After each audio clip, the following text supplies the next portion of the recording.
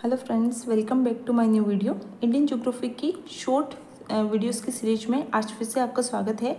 और आज फिर से मैं आपके लिए एक टॉपिक लेकर आई हूँ जिसको हम शॉर्ट वीडियोस के माध्यम से कवर करने वाले हैं, याद करने वाले हैं। जो पहली बार इस चैनल से जुड़ रहे हैं मैं उन्हें बता दूँ कि हमने इंडियन ज्योग्राफी को याद करने के लिए छोटे छोटे टॉपिक्स को लेकर एक शॉर्ट वीडियोज़ के माध्यम से समझने का प्रयास करने के लिए एक सीरीज स्टार्ट की है। इस सीरीज के अंदर हम छोटे छोटे टॉपिक लेकर उसको ट्रिक्स और मैप के माध्यम से समझने का और याद करने का प्रयास करेंगे। ठीक है, तो आज इसके अंदर हम जो लेने वाले हैं वो भारत के तटीय प्रदेश टॉपिक लेने वाले हैं, जिसके अंदर भारतीय तटीय प्रदेश की क्या विशेषताएं हैं, जो तटीय प्रदेश उसका विभाजन किस प्रकार से किया गया है, कौन कौन से प्रमुख जिले हैं, कौन कौन से इसकी प्रमुख बंदरगाह है, ये सारी चीज़ें आज हम इस छोटे से वीडियो के अंदर कवर करने वाले हैं। ठीक है, तो वीडियो को लास्ट तक जरूर देखना। और इससे पहले अगर आपने हिमालय और उससे संबंधित जो वीडियो मैंने डाले हैं वो नहीं देखे तो जाके जरूर देखना, जिसके अंदर हमने हिमालय की जो भौतिक और प्रादेशिक विभाजन है, इसके अलावा हिमालय के जो दर्रे हैं, प्रमुख चोटियाँ है, पूर्वांचल की जो प्रमुख पहाड़ियाँ हैं, उनको मैप और वीडियोज़ के माध्यम से याद करने का प्रयास किया है। ठीक है, आज जो हमारा टॉपिक रहने वाला है उसको एक शॉर्ट पहले मैं जो तटीय प्रदेश है इसको समझाना चाहती हूँ कि इसकी क्या क्या विशेषताएं हैं। ठीक है, ये मैंने यहाँ पर नोट नहीं किए क्योंकि देखिए विशेषताओं से प्रश्न कभी कभार पूछ लिया जाता है, तो मैंने यहाँ पर लिखने के बजाय इसको यहाँ पर शॉर्ट में आपको समझा देती हूँ क्योंकि आपको अच्छे से याद रह जाएगी। सामान्यतः आपने तटीय प्रदेश के बारे में पढ़ा होगा और इसमें हम पहली विशेषता यही है कि जो पश्चिमी तटीय प्रदेश है, ठीक है, पश्चिमी जो तटीय प्रदेश है जिग प्रकार से आप याद रखेंगे कि जो पश्चिमी तटीय प्रदेश है ये क्या होता है, अधिक कटा फटा होता है। तो देखिए इसकी की पॉइंट याद रखेंगे आप, कटा फटा होता है। ठीक है, कौन सा, पश्चिमी तटीय प्रदेश। पश्चिमी तटीय प्रदेश अधिक कटा फटा होता है जबकि पूर्वी तटीय प्रदेश जो है ये कम कटा फटा होता है, इसकी अपेक्षा कम कटा फटा होता है। ठीक है, इसके बीच में ये प्रायद्वीपीय हमारा भारत आ जाएगा। ठीक है, ये प्रायद्वीपीय पठार और जो प्रमुख पहाड़ियाँ है वो आ जाएगी और इधर क्या है, समुद्र का तटीय प्रदेश आ जाएगा। ठीक है, तो ये अधिक कटा फटा है, ये कम कटा फटा है। ठीक है, ये आप पहली विशेषता याद रखेंगे। दूसरी याद रखेंगे, देखिए यहाँ से जो नदियाँ निकलती है, जैसे यहाँ से हम एक नदी ले लेते हैं ताप्ती नदी। ठीक है, ये यहाँ पर पहाड़ आ गया और पहाड़ से निकलते ही सीधी कहाँ गिर जाती है, समुद्र के अंदर गिर जाती है। ठीक है, तो ये ज़्यादा दूर तक नहीं बहती, सीधे समुद्र में गिरती है। तो यहाँ पर किसका निर्माण करती है, एस्चुरी का निर्माण करती है, जिसे हम ज्वार नदबुक भी कहते हैं। ठीक है, तो एस्चुरी का निर्माण करती है कौन सी, पश्चिमी घाट की नदियाँ, जबकि पूर्वी घाट की नदियाँ है जैसे कि यहाँ पर महानदी आ जाएगी, यहाँ पर गोदावरी आ जाएगी, यहाँ पर कृष्णा, कावेरी, ये जो दक्षिण भारत की प्रमुख नदियाँ है ये कौन सी, पूर्वी घाट वाली। ठीक है, ये यहाँ पर देखिए बहुत दूर रह गया यहाँ पर पर्वत, और यहाँ से ये नदियाँ आती है तो यहाँ पर ये बहती बहती बहुत सारी शाखाओं में टूट जाती है। तो ये किसका निर्माण करती है, एक प्रकार से जो डेल्टा की आकृति है उसका निर्माण करती है। तो पूर्वी घाट की जो नदियाँ है ये डेल्टा बनाती है, जबकि पश्चिमी घाट की नदियाँ क्या बनाती है, एस्चुरी बनाती है। ठीक है, ये हमारा सेकंड की पॉइंट हो गया, एस्चुरी और डेल्टा। ठीक है, एस्चुरी और डेल्टा। ठीक है, नेक्स्ट आप की पॉइंट याद रखेंगे कि जो पश्चिमी घाट की नदियाँ है, पश्चिमी घाट जो है ये कम चौड़ा, देखिए यहाँ पर पर्वत पहाड़ है, इसकी और इसकी चौड़ाई क्या है, कम है, यानी कि पश्चिमी घाट कम चौड़ा है, जबकि पूर्वी घाट जो है यहाँ पर तट जो है, इसका तट जो है ये काफ़ी चौड़ा है, यानी कि पूर्वी घाट का तटीय जो प्रदेश है या पूर्वी घाट का जो तट है वो पश्चिमी घाट की अपेक्षा अधिक चौड़ा है और ये कम चौड़ा है। ठीक है, तो नंबर 3 का की पॉइंट आप याद रखेंगे, इसकी चौड़ाई। ठीक है, ये मैं एक सामान्य से चीज़ें बता रही हूँ जो आपको लंबे टाइम तक याद रह जाएगी। ठीक है, नेक्स्ट हम देखेंगे कि यहाँ पर जो झीलों का निर्माण होता है, यानी कि आपको पता है कि लहरें जो है ये लहरें जब आती है तो ये काफ़ी, जब बड़ी बड़ी लहरें आती है तो काफ़ी पीछे तक इसको धकेल देती है तट को, और यहाँ पर एक बड़ी बड़ी झीलों का निर्माण हो जाता है। देखिए लहरें जाती है वो वापस आ जाती है, लेकिन पीछे क्या जो पानी है वो बढ़ जाता है, ये छोटी छोटी झीलों का निर्माण कर देते हैं। ये किसकी झीलें, खारे पानी की झीलें होती है, पीछे बड़ी बड़ी झीलें बन जाती है, किस पर, पूर्वी घाट के ऊपर। जबकि यही जो झीलें हैं देखिए अधिक कटाफटा है लेकिन इसकी चौड़ाई कम है ना, इसलिए यहाँ पर छोटी छोटी झीलों का निर्माण होता है। ये जो कटाफटे होते हैं ना, यहाँ पर छोटी छोटी झीलों का निर्माण होता है। तो झीलें यहाँ पर भी बनती है, यहाँ पर भी बनती है, दोनों खारे पानी की झीलें होती है, लेकिन ये जो पूर्वी घाट की झीलें है ये अधिक चौड़ी होती है। एक तो इनकी चौड़ाई अधिक होती है क्योंकि तट भी क्या है, अधिक चौड़ा है, तो चौड़ाई अधिक होगी, और इनका नाम क्या है, लेगून, यानी कि पूर्वी घाट पर बनने वाली खारे पानी की झील को क्या कहते हैं, लेगून। जबकि ये पश्चिमी घाट की झीलें जो होती है ये कम चौड़ी होती है और इनको क्या कहते हैं, कयाल कहते हैं। तो आपको पूछ सकते हैं कि लेगून क्या है या कयाल क्या है, तो ये समुद्र की लहरों के द्वारा पूर्वी घाट पर बनाई गई खारे पानी की झीलों को लेगून और पश्चिमी घाट पर बनाई गई खारे पानी की झीलों को क्या कहते हैं, कयाल कहा जाता है। ठीक है, तो ये इसकी प्रमुख विशेषताएं है। इन झीलों के नाम भी मैं आपको आगे वीडियो के अंदर बताने वाली हूँ। अब इनके जो प्रमुख तट है वो भी आप याद रखेंगे कि इन तटों का विभाजन किस प्रकार से कर रखा है। तो पहले मैं इनका ये देख लेते हैं विभाजन।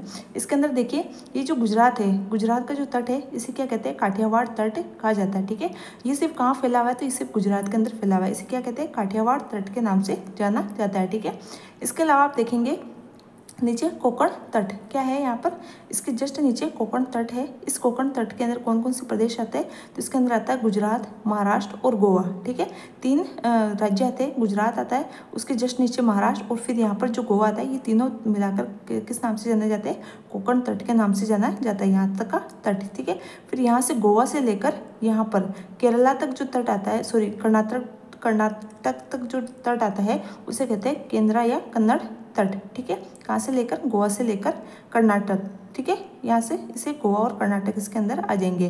फिर कर्नाटका जो है यहाँ से लेकर केरला तक, यानी कि 2 राज्य आ जाएंगे, एक तो कर्नाटक और केरला।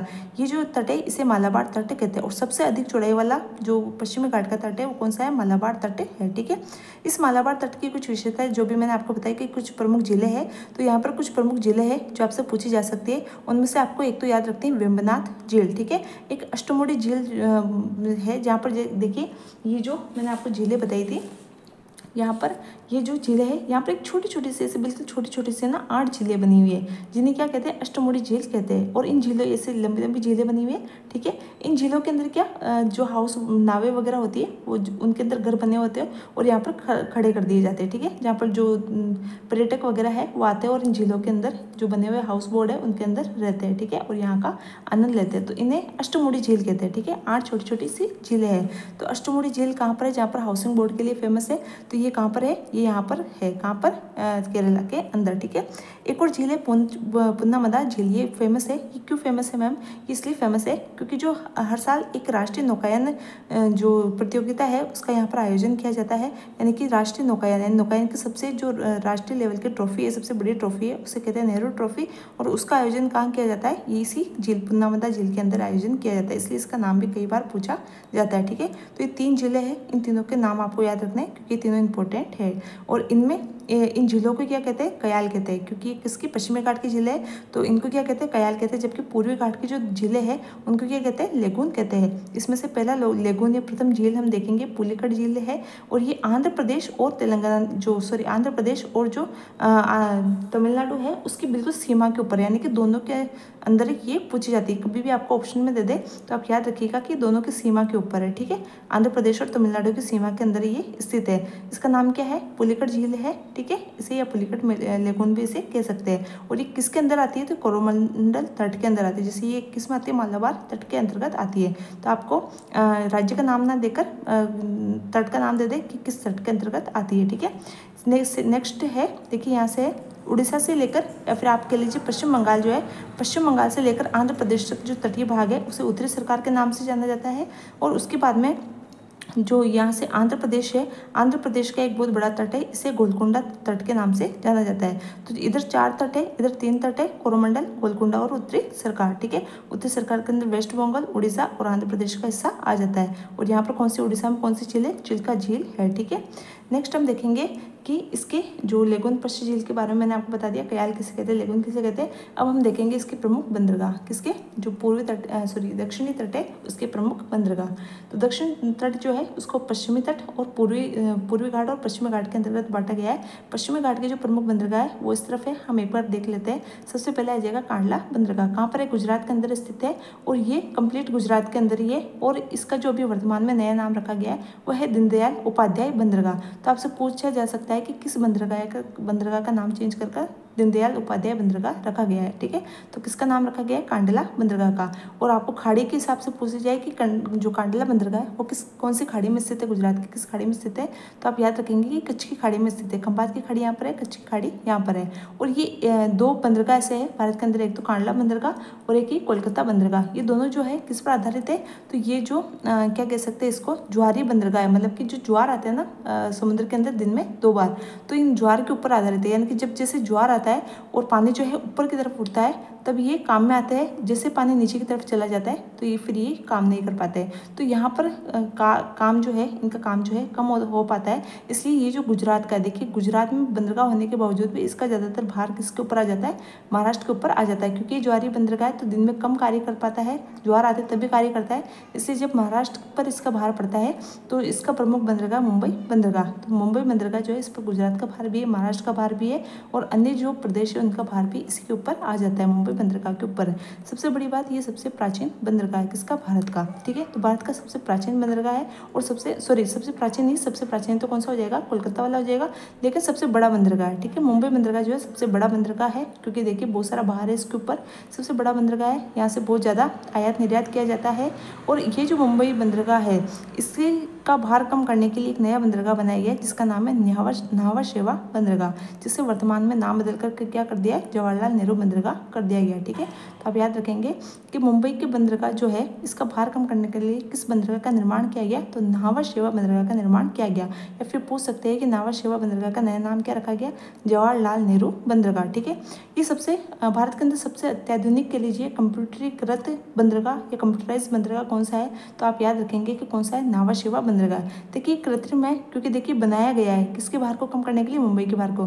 तो ये क्या हो गया, एक प्रकार से कृत्रिम बंदरगाह हो गया। जबकि मुंबई क्या है, ये सबसे बड़ा प्राकृतिक बंदरगाह है। ठीक है, नेक्स्ट हम देखेंगे कि जो गोवा है, गोवा के अंदर एक बंदरगाह है मार्मागांव बंदरगाह। ठीक है, इसके अलावा यहाँ पर नीचे मंगलोर का है, कर्नाटका के अंदर, यहाँ पर है मंगलोर बंदरगाह। ठीक है, कर्नाटका के अंदर है, मार्मागांव बंदरगाह गोवा के अंदर है। गोवा का जो बंदरगाह है ये दो नदियों के बीच में है। तो पूछा जा सकता है कि गोवा का बंदरगाह किन दो नदियों के तट पर स्थित है, बीच में स्थित है। तो जो गोवा की मांडवी और ज्वारी नदी है इन दोनों के मध्य स्थित है कौन सा, गोवा का मार्मागांव बंदरगाह। और ये दोनों की एक विशेषता है, आप याद रखेंगे कि देखिए यहाँ पर कर्नाटका के अंदर आपको पता है सबसे ज़्यादा चाय और लोहा जो है वो उसका उत्पादन होता है। तो बाबा बुदन की जो पहाड़ियाँ है जहाँ से सर्वाधिक लोहा खनन किया जाता है, तो वो सारा जो कच्चा लोहा है वो यहाँ से निर्यात किया जाता है इन दोनों बंदरगाहों से। ठीक है, तो गोवा से भी लोहा निर्यात किया जाता है, कर्नाटका से भी। तो मार्मागांव और मैंगलोर ये दोनों बंदरगाह जो है लोहा इस्क निर्यात के लिए जाने जाते हैं। ठीक है, तो प्रश्न पूछ सकते हैं कि लोहा इस्क निर्यात के लिए कौन से बंदरगाह जाने जाते हैं, तो मार्मागांव और मंगलोर बंदरगाह। देखिए मैंने ज़्यादा डिटेल में नहीं लिया है, बिल्कुल शॉर्ट जो प्रश्न पूछे जाते हैं सिर्फ उन्हीं प्रश्नों को लिया है। ठीक है, नेक्स्ट हम देखेंगे कर्नाटक के बाद में केरल के अंदर एक प्रमुख बंदरगाह है जिसका नाम है कोच्चि या कोच्चि बंदरगाह भी इसे कहते हैं, या कोच्चि बंदरगाह। ठीक है, इसे कहते हैं क्वीन ऑफ अरेबियन सी, यानी कि अरब सागर की रानी।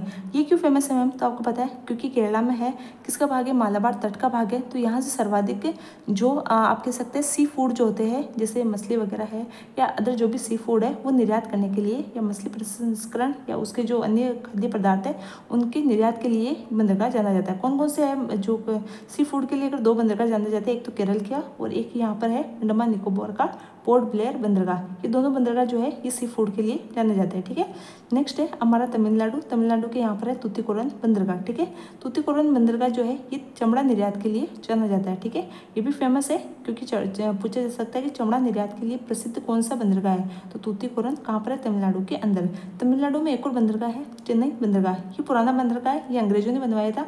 तो अंग्रेजों ने बनवाया इसका मतलब ये कृत्रिम नहीं, सॉरी ये प्राकृतिक नहीं, क्या कृत्रिम बंदरगाह है। ठीक है, चेन्नई बंदरगाह। ठीक है, लेकिन ये भी क्योंकि आपको पता है कि पहले जो साउथ का जो सर्वाधिक व्यापार है वो इसी से होता था, तो इसलिए इसके भार को कम करने के लिए एक और बंदरगाह बनवाया गया, इसका नाम है एन्नोर बंदरगाह। ठीक है, तो चेन्नई बंदरगाह के भार को कम करने के लिए किस बंदरगाह का निर्माण किया गया, एन्नोर बंदरगाह का। इसका नया नाम क्या है एन्नोर का, इसका नया नाम है के कामराज बंदरगाह। तो नए नाम आप अच्छे से याद रखेंगे, जैसे दीनदयाल उपाध्याय बंदरगाह कांडला बंदरगाह का, न्हावा शेवा का जवाहरलाल नेहरू, और एन्नोर बंदरगाह का नया नाम क्या है, के कामराज बंदरगाह। ठीक है, ये जो चेन्नई बंदरगाह है ये सबसे प्राचीन कृत्रिम बंदरगाह है, जबकि सबसे प्राचीन प्राकृतिक बंदरगाह हमने सबसे बड़ा प्राकृतिक बंदरगाह मुंबई बंदरगाह। ठीक है, नेक्स्ट हम देखेंगे आंध्र प्रदेश का जो है विशाखापट्टनम। ठीक है, ये इसलिए फेमस है क्योंकि ये भारत का सबसे गहरा बंदरगाह। ठीक है, ये सबसे गहरा है, दूसरा गहरा है पारादीप बंदरगाह जो उड़ीसा का। ठीक है, तो सबसे गहरा बंदरगाह हो जाएगा विशाखापट्टनम का। और ये एक जो चट्टान है, जैसे ऐसी एक चट्टान है जिसे डॉल्फिन नोज कहते हैं, डॉल्फिन के नाक के आकार की चट्टान है, उसके ऊपर बना हुआ है। ठीक है, तो ये सबसे गहरा बंदरगाह है और ये किस चट्टान के ऊपर है, तो डॉल्फिन नोज चट्टान पर। तो आपसे पूछ सकते हैं कि कौन सा बंदरगाह डॉल्फिन नोज प्रकार की चट्टान पर स्थित है, तो विशाखापट्टनम बंदरगाह सबसे गहरा बंदरगाह है। ठीक है, दूसरा सबसे गहरा बंदरगाह पारादीप बंदरगाह कहाँ स्थित है, उड़ीसा के अंदर है, और ये भुवनेश्वर जो उड़ीसा की राजधानी है उसके पास में स्थित है। ठीक है, नेक्स्ट हम देखेंगे पश्चिमी बंगाल। तो पश्चिमी बंगाल जो है यहाँ पर है 2 बंदरगाह। एक तो सबसे पुराना बंदरगाह कोलकाता बंदरगाह, ये किस नदी के तट पर स्थित है, तो जो हुगली नदी है वहाँ पर उसके मुहाने पर स्थित है कोलकाता बंदरगाह। ठीक है, और इसके पर मैंने आपको बताया ये भी क्या है, ज्वारीय बंदरगाह है, ज्वार आते तभी ये वर्क करता है।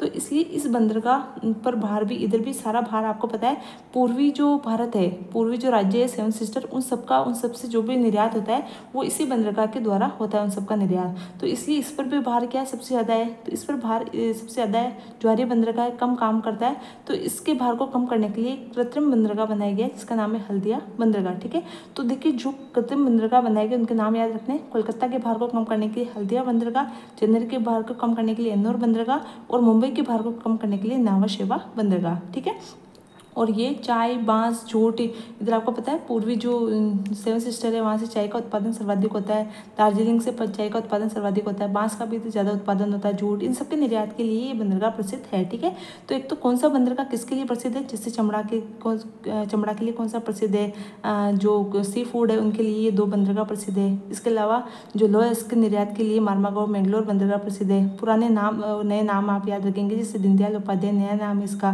नावा शेवा का जो है नया नाम है जवाहरलाल नेहरू।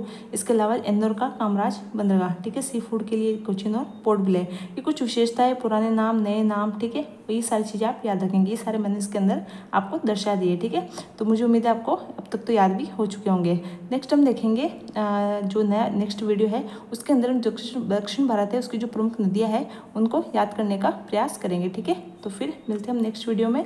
और आप अगर इनका ये जो नोट्स है इनकी जो PDF है वो डाउनलोड करना चाहें तो आप मेरा टेलीग्राम चैनल जो है वो ज्वाइन कर सकते हैं। वहाँ पर आपको अब तक जितने भी वीडियोस मैंने डाले उन सबकी PDF आपको वहाँ पर उपलब्ध हो जाएगी। ठीक है, तो मिलते हैं नेक्स्ट वीडियो में, तब तक के लिए थैंक यू, और वीडियो को लाइक और शेयर जरूर करना। ठीक है।